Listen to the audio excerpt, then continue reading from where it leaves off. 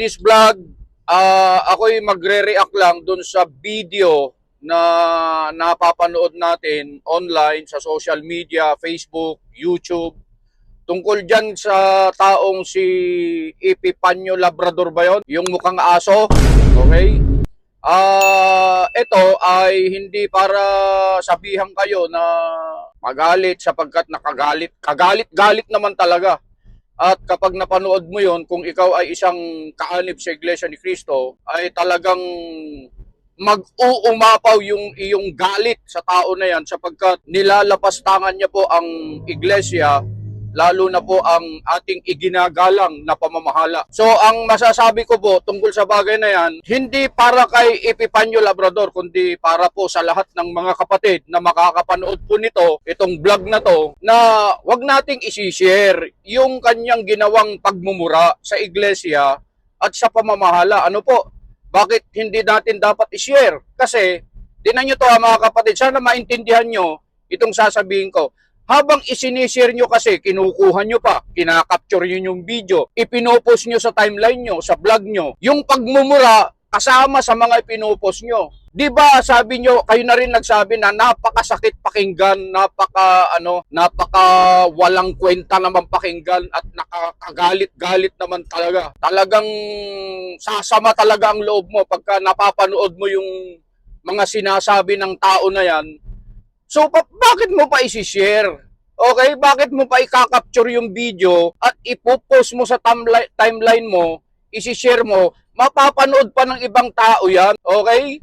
So, yung pagmumura po sa Iglesia, lalo na po sa pamamahala, ay hindi natin dapat i-share yan, mga kapatid. At sa lahat po ng mga makakapanood po ng vlog na to, tigilan na natin at ipaubaya po natin ang tungkol sa bagay na yan sa mga kapatid po natin na nasa legal.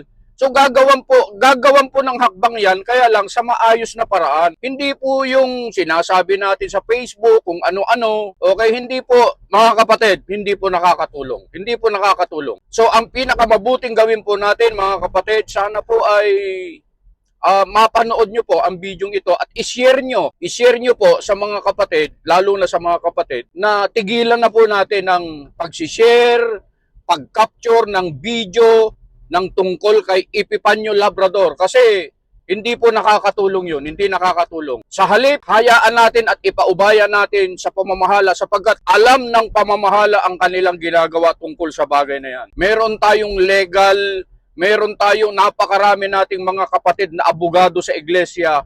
Bahala po sila na gumawa ng hakbang tungkol sa bagay na yan.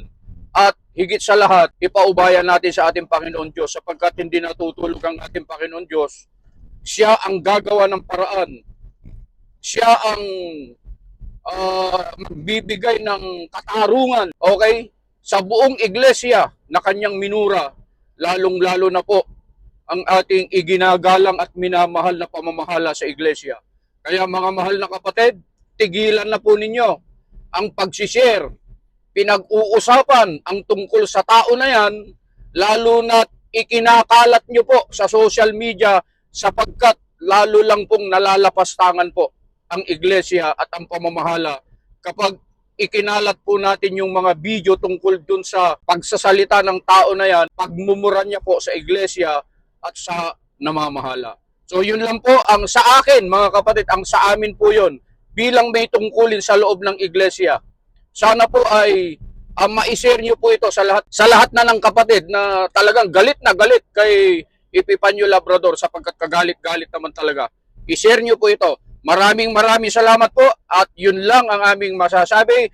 Paki-like and follow naman yung ating page at saka pag-subscribe naman po kayo sa ating vlog, Just Vlog, para po sa ibang mga videos. God bless. Babush!